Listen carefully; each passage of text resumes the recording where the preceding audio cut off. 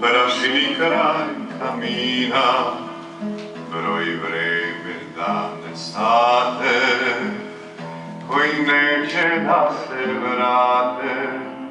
Jedna stara violina sačuvana od davnina počela je već na trune i skidane ima strune.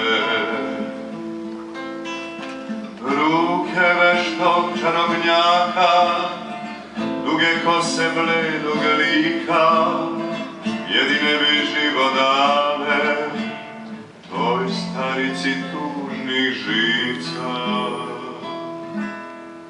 Nije sama violina u prašini kraj kamina, starac sedi njenog doba, želeo bi da je proba, sve je zalud, drhne ruke, ne može joj čuti zvuke, večna ljubav.